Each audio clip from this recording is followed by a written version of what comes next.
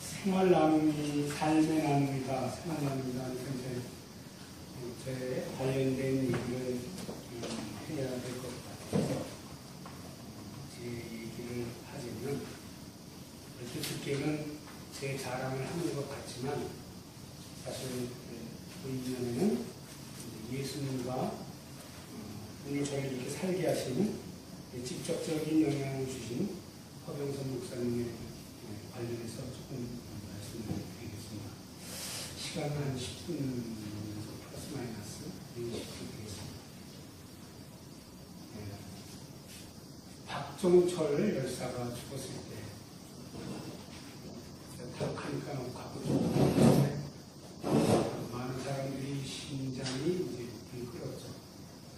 제가 다니던 교회에서는 그 목사님이 말씀하시는 게 왜 사람 하나 죽었는데 이렇게 나를 시끄럽게 만들어주는 게, 그 말을 들으면서 이제 제가 마지막 그 교회를 다니면서 이제 격정이 일어났죠.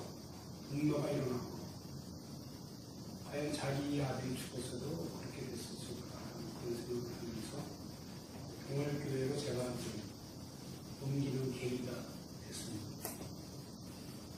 그 전에 이미 이제 그 허병선 목사님에 대해서 얘기는 좀 알고 있었죠. 목종평 무의장도 하시고 이랬는데, 그때 이제 한나라당 전시 건너가 여기 가서 시위도 하시고 당당을 하시다가 두들겨 맞고, 그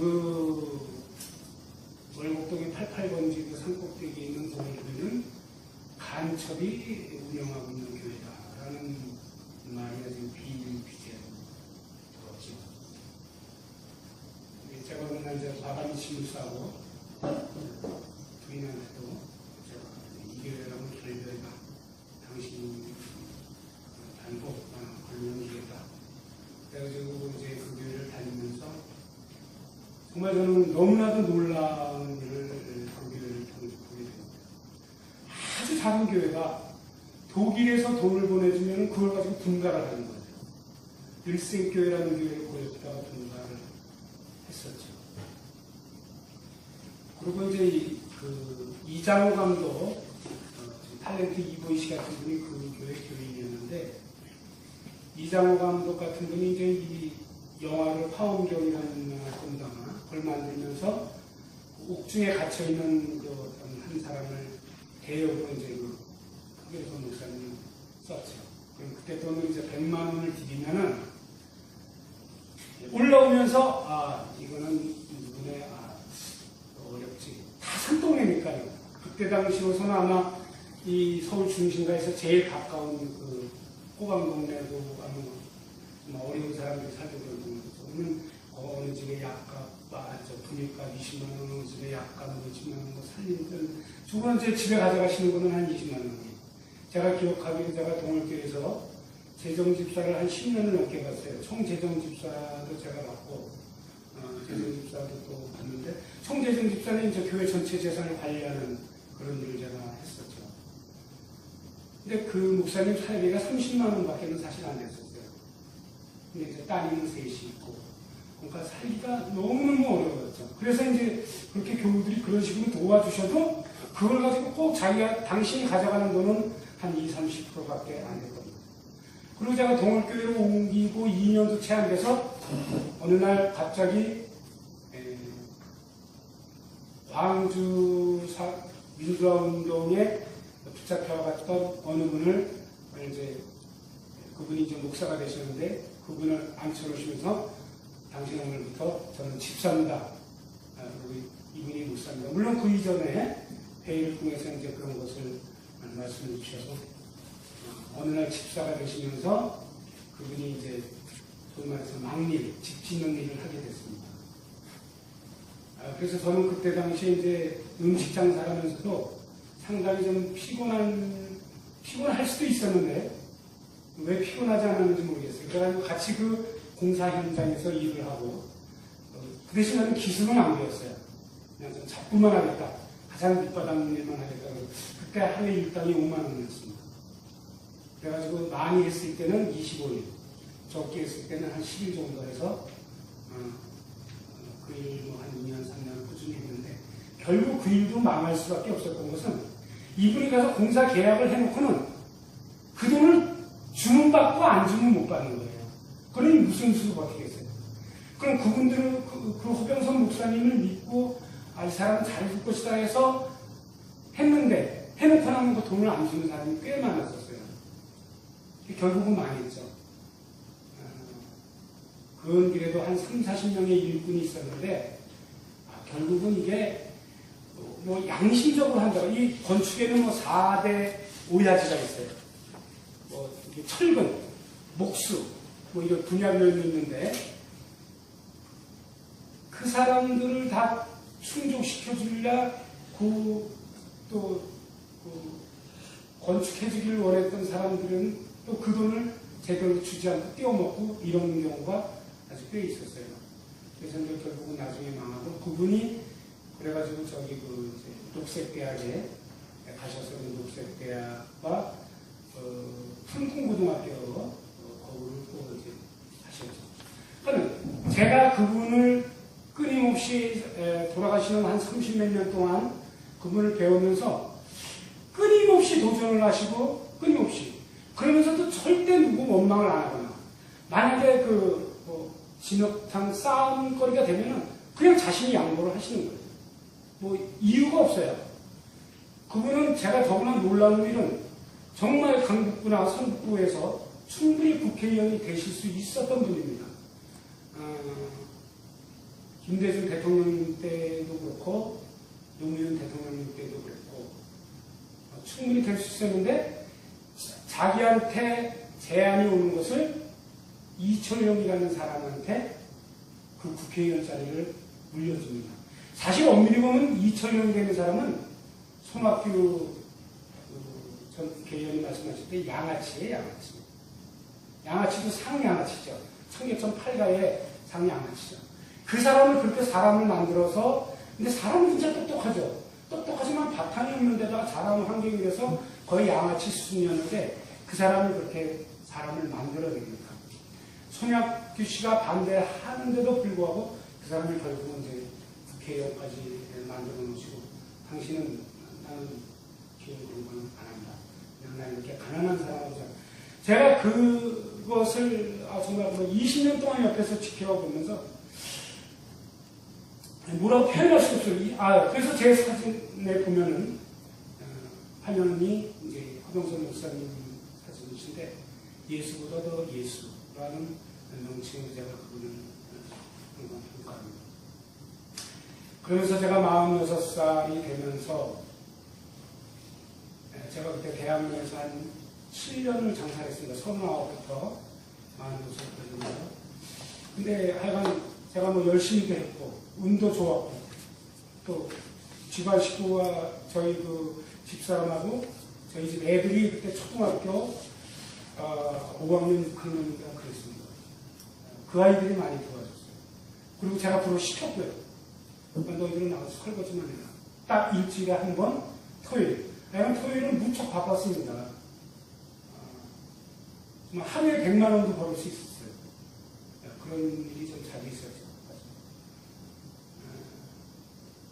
남들은 뭐라 그러는 사람도 있었어요. 그 애들을 데려다가 왜 설거지를 저는 그렇게 생각을 안 해요. 설거지를 좀 시켜야 된다고 생각하고 그건 충분히 할 수 있다고 저는 생각했기 때문에 시켰죠. 46살이 돼서 어느 정도 제가 집도 이렇게 건물도 하나 조그만 거지만 갖고 있고 이러다 보니까는 내가 여기서 돈을 더 벌어야 되느냐라는 아주 심각한 그 도전을 제가 받았습니다. 제가 허병선 목사님을 존경한다고 생각하고 가난한 자 편에서 항상 계셨던 예수를 믿는다고 하면서 내가 과연 지금 이래야 되는가? 그러면서 제가 생각했던 것이 제가 지천명이라는 말을 참 좋아했어요. 옛날 왕조 시대 때, 과거 때는 남자가 50세만 되면은 이미 자식들이 많게는 30살, 적게는 25살까지 돼서 농사를 충분히 물려주고도 당신은 뒷짐지고 이 동네 이 집 저 집 다니면서 누가 어려운 집 없나 누가 아픈 데 없나 해서 돌봐주는 그런 하늘의 뜻을 지켜내는 삶을 살아야 된다는 가르침입니다. 동양학적으로 볼 때. 그 지천명이라는 말을 제가 처음으로 좋아했기 때문에 이제 고민을 한 6개월 하다가 제가 이제 46살 9월 달에 접기로 각오를 했죠. 이제 제가 한 6개월 고민하다가 이제 집사람한테 얘기했는데 집사람이 좀 어안이 좀 벙벙했겠죠. 제가 집사람한테 그랬습니다. 내가 생활비나 애들 학비 문제나 이런 걸 조금 더 걱정을 안 시킬 수 있는 이제 저희가 됐으니까는 신경 쓰지 말고 당신도 이제 교회를 어릴 때부터 다녔고 나도 다녔으니까 이제는 우리가 내줘야 되겠다. 이제 그런 얘기를 저랑 접수를 하더라고요. 그래가지고 그때부터 이제 제가 이제 그만두고 나서 제일 먼저 한 일이 일단 그 짜장면 배달하는 그 오토바이를 타고 전국 여행을 하는 것이 제 소원이었어요. 전 놀아본 적이 없어요. 쉬어본 적도 없고. 거의 없습니다. 그 대학로에서도 아마 6년 장사하면서 하루 정도 놀았을까? 그럼 어떻게, 그러면 그 시간을 어떻게 도대체 당신 쉬겠냐 하면, 만약에 어디 가고 싶으면은 새벽 2시까지 장사하고 집사람 태우고 오토바이 타고 이제 밤에 달리는 거죠. 달려서 어디 가서 이제 뭐 먹을 것도 먹고, 그러고 와서 또 오후에 사실은 4시쯤에 준비해서 눈 열면 됩니다. 그래서 그런 시간을 이용했었지 사실 놀지는 못했었습니다. 그래가지고 제일 먼저 그렇게 여행을 제가 이제 5,000km 여행을 한 달 동안 길바닥에서 자면서 파출소 옆에서 자면서 제가 좀 거지근성인가 봐요. 제가 사실은 그런 일이 있기 전에도 막 소주 대두병 2병에다가 뭐 이렇게 안주 싸가지고 서울역 같은 데 지하에 가서 같이 그 사람들하고 톱하다가 앉아가지고 수도 먹은 적이 몇 번 되지요. 오토바이 타고 이제 가는 거죠. 12시쯤에. 거기는 이제 그 대학로에서 장사할 때 그런 일을 좀 심심하면 했었습니다. 그러니까 그런 일에 관심이 있었나 봐요. 그러니까 이런 것들이, 저런 것들이 이제 조합이 되면서 그런 결정을 내리게 됐고. 그래서 이제 제일 먼저 봉사하기 시작한 것이 사랑의 친구들이라는 곳인데, 그거는 이유 여사가 대통령 부인이 되시면서 법을 바꿔서 대한항공과 아시아나항공에서 나오는 기내식이 한 번 비행기로 이제 출하가 되면은 그게서 남아서 돌아가도 다 폐기시켜야 되는 거예요. 근데 그거는 정말 0.1%도 폐기시킬 이유가 없는 거예요. 뭐 초콜릿, 고급 초콜릿 있지 않습니까? 노란거 은박지를 싸고 이런 거, 라면, 고추장, 뭐 그릇 종류, 일회용, 이런 거였죠. 그래서 제가 이제 찾아가서 봉사하겠다고 해서 제가 지금 14년째 그 일을 하고 있습니다. 옛날에는 일주일에, 매주 했었는데, 요새는 이제 그것도 이제 대통령을 그만두시고 나니까 물건이 좀 줄고 그래서 이제 요새는 그냥 2주에 한 번씩 공부방. 그러니까 제가 이 서울 근처에 있는 공부방과 저 시흥에 있는 공부방 이런 데는 막 거의 산동네에 있는 공부방 같은 데는 다 그 배달을 해줬습니다. 너무 좋아하죠, 애들이. 그리고 주스도 이제 100%짜리 오렌지 주스 아닙니까? 날짜도 뭐 지나지도 않고 뭐 몇 개월 남은 거죠. 1년 남고. 그러니까 그때 나와서 바로 남아서 오는 거고 바로 이제 그 아시아나항공하고 대한항공에서 틀어보시다가 갖다 주면은 저는 이제 그거를 배달하는 일을 그렇게 했죠. 그렇게 하면서 이제 제가 개인적으로 운동권 학생이 이제 제사를 차려서 하는데 거기 가서 이제 봉사를 좀 해줬고요. 그 다음에는 이제 특히 이제 다니다 보면 노인애들이 혼자 이렇게 앉아 있어요. 또 이제 할머니들은 이런 그 정자 같은 데서 고스톱 치고 앉아 계시고요. 10원짜리. 그럼 이제 제가 10원짜리도 이제 몇천 원씩 바꿔가지고 누나드리는 것도 했고,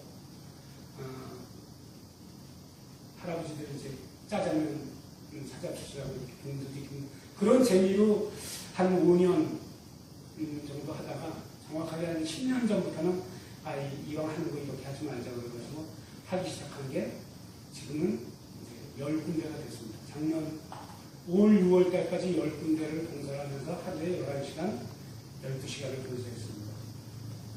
작년에 너무 이제 과하게 해가지고 날씨도 더운데 과하게 해서 제가 병원에도 한번 입원한 적이 있었고, 근데 올해는 이제 자연스럽게 한 군데가 줄었습니다. 청소년 쉼터인데 집 나온 아이들 돌봐주는 수녀님들이 계신 곳인데 뭐 8명, 10명 있기 때문에 이제 아이들이 많이 줄어가지고 2명 되니까 이제는 우리 능력으로 이제 할 수 있으니까 이제 저희가 또 인원이 많이 있는 갖다 달라고 했습니다. 그러면서 좀 쉬시라고 해서 거기 쉬었고, 또 이제 성북구청에서 운영하는 성북 장애인센터 한 40명의 장애인이 있는데 거기 이제 제가 유제품하고 모든 물건들을 많이 갖다 줬는데 이제 거기서도 이제 회장이 바뀌면서 저희가 잠시 자력을 한번 해보겠습니다 해가지고 우리 시골에서 이제 2군데가 여기가 생기다 보니까 제가 오후 한 3시부터 4시 반까지는 좀 쉴 수 있는 게 일주일에 한 2번 생겼습니다. 그래서 그 시간을 가지고 단잠을 자면서 쉬고 있습니다. 근데 제가 이렇게 봉사를 하는 것이 제가 좋아서 하는 부분도 있습니다. 그걸 멈출 수가 없어요. 왜냐면 내가 조금만 움직이면 많은 가정이, 제가 거의 뭐 돌보는 가정이 사실 한 40가정 정도 되는데, 며칠 전에 대니까 빵이 20박스가 나오는 거예요. 파리바게뜨 빵이요. 그건 팔다 남은 것이 아니에요. 그 공장에서 신입사원이 들어오면 같이 빵을 만드는 거예요. 거기 선생님들하고.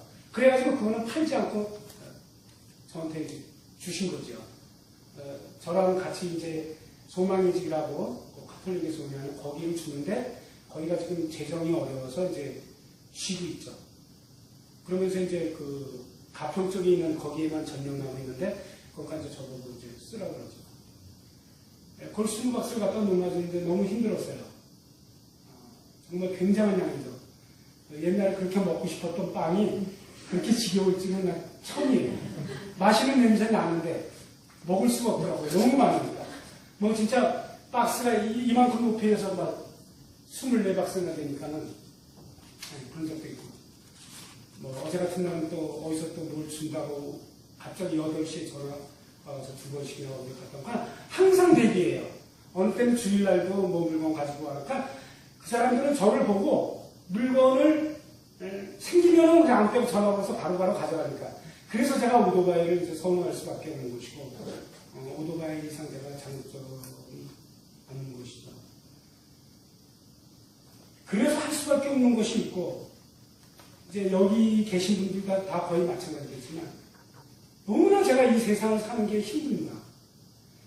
제 자신 문제, 제 가정 문제, 제 뭐, 자신 문제, 이런 것 때문에 저는 거의 뭐, 고민을 해본 적이 없습니다. 전혀 0.1%도 안 했다면 거짓말이겠지만은 정말 거의 안 했다고 해도 과언이 아닙니다.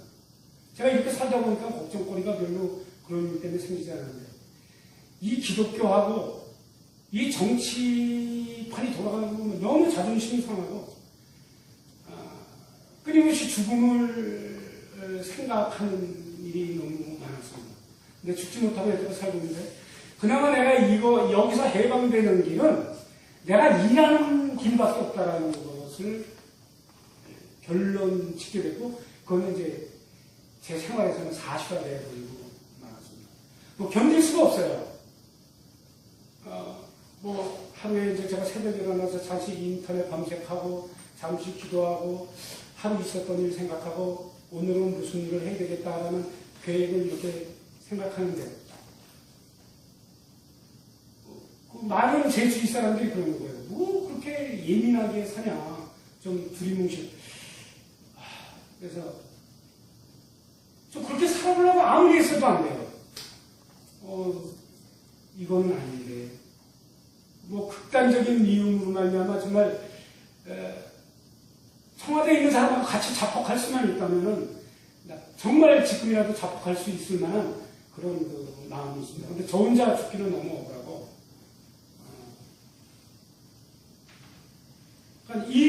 여기서 내가 자유스러울 수 있는 거는 봉사하는 일밖에 없다. 그건 봉사하면서 그 많은 힘든 사람이에요. 25년 동안 침상에서 일어나지 못하는 사람, 12년 동안 침상에서 일어나지 못하는 사람, 제가 요플레 가져가서 냉장고에 넣어놓고 또 먹여주고, 그것도 그 부인들을 보면, 그 자식들을 보면, 뭐, 안쓰러운 정도가 말할 수가 없죠. 이제 뭐, 50대, 60대의 그 자매님들인데, 25년을 그렇게 살고 12년을 그렇게 산다는 것이 얼마나 힘들겠습니까? 후정을 부리는 얘기도 많이 하죠. 그래서 그들과 그런 삶을 나눈다는 것은 예수가 원하는 지극히 작은 자에게 하는 것이 곧 나에게 하는 것이다. 작은 자에게 하는 것이 곧 나에게 하는 것이다. 라는 말에 충실할 뿐더러 또 제가 도피적으로 이런 많은 그 기독교의 그 대형교회의 비리나 교회 목사들의 정말 상상을 초월하는 비리나 정치인들의 그 가식과 위선덩어리 그런 모습들을 제가 잊고 그냥 이해를 하는 것이 맞다. 이제 이렇게 생각하고 결론 짓고 지금도 계속 그렇게 살고 있습니다. 그분들이 저를 보면서 웃고 어느 분은 어느 때 이제 더울 때 깡맥주도 한 깡 이렇게 넣어놨다 저를 주시기도 하는데 그럴 때 상당히 고맙죠. 고맙고 나는 이렇게 아마 살 수밖에 없는 내 삶이구나 그런 생각으로 저를 정리하고 살아가고 있습니다. 최소한도 이제 65세까지는 해야 된다고 생각하고요. 70세까지도 이제 생각하고 있습니다. 결론은 이제 제가 봉사만 한다면은 아주 쉬운데 이 물건이 아마 현시가로 따지면 거의 뭐 한 1억 원어치 정도까지도 될 수 있다고 저는 봅니다. 그래서 제가 평균적으로 이제 뭐 이것저것에 뭐 한 몇백만 원어치 기부도 하고 또 수백만 원어치씩 이렇게 넣어주기도 하고 이런 일을 하죠. 올 봄에만 해도 어느 도면집에서 우동을 장당 30박스를 저를 주는 거예요. 날짜 지난 거 아니잖아요. 갖다 쓰고, 이제 물론 기부용 쓰면 해달라고 하죠. 그럼 그걸 열심히 제가 이제 다 날라가지고 여기저기 갖다 주면은 너무 좋아하는 사람들이 많죠. 그래서 제가 그런 농담합니다. 뭐 스님도 계시고, 뭐 수녀님, 뭐 수사님들도 계시고 이러지만 저를 좋아하는 게 아니라 제가 가져오는 물건이 좋지요. 그럽니다. 또 그분들은 또 그렇다고 그럽니다. 이렇게 얘기합니다. 제가 마지막으로 10분 좀 지난 것 같아요. 훨씬 지났는데, 제 그 인터넷상에서의 리익이 먹탄입니다. 먹탄이 이전에는 서대치였습니다. 서대치는 뭐냐면 태백산맥이 나오면 하대치처럼 이렇게 우락부락하고 막 그렇다고 해서 목소리도 크고 나가서 시위하면 항상 맨 앞장 서서 치고 받고 싸워서 다쳐서 들어오지 않으면 스스로 못 견디는 사람이기 때문에 제가 이제 그러다가 제가 어느 날 이제 먹탕으로 바꿨습니다. 먹고 마시기를 탐하는 자 요한의 제자가 예수의 제자들에게 묻기를 너희 스승은 왜 먹고 마시기를 탐하는가? 요한은 믿는 자요 믿는 속에서 하나님의 뜻을 광야에서 전한 분입니다. 물론 진실한 분이요 정치 색깔도 분명했으리라 생각합니다. 예수님도 말씀하시고 기적을 행하셨지만 민중과 최악의 극빈자의 삶을 함께 하셨다는 사실이 나를 목적 있게 혹은 자유하게 하는 원동력이 됐습니다.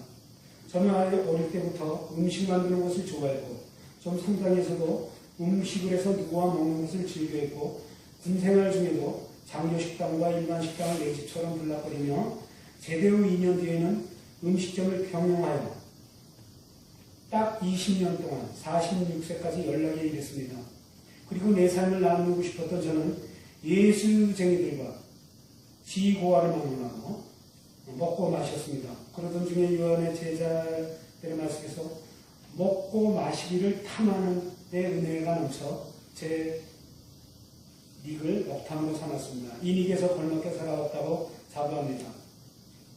바로 열고 일반적 생산을 훨씬 뛰어넘는 이 땅의 기존 질서에서 밀려난 그들과 먹고 마시기를 작정했습니다. 고상하거나 우아하지 않은 이 의미에 충실할 것을 하나님 앞에 약속합니다. 그래도 궁금한 것이 있으면 이 사람들이면 말씀해 드립니다.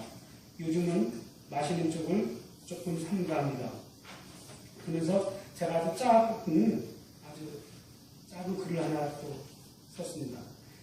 예수가 아침 일찍 일어나 기도를 하신 후에 산 아래로 내려왔다. 제자들 말, 스승님 아침 식사하셔야죠. 예수님 말, 자샤 좀 이따 먹자 하시며 걸어가신다. 어제 좀 있어 보이는 사람들이 예수에게 이런 것저런 걸 묻더니 흡족한 마음으로 돌아가며 백설기 한 말과 건포도 약 320온수와 진로 포도주 4억들이 3박스를 놔두고 돌아갔다. 15분쯤 걸어가는데 보잘것없는 한 무리가 예루살렘 병방 뚝방청 입구에 초췌하게 누워있다. 겨우겨우 작은 목소리로 잡담을 하고 있다. 예수께서 안녕하신가 인사하니 힘없는 고개를 겨우 들어 예수를 바라본다.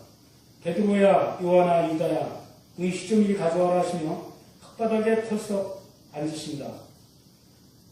어느 짜샤가 중얼거린다. 제자 중에 한 명이 못마땅했나봐요. 중얼거리네요.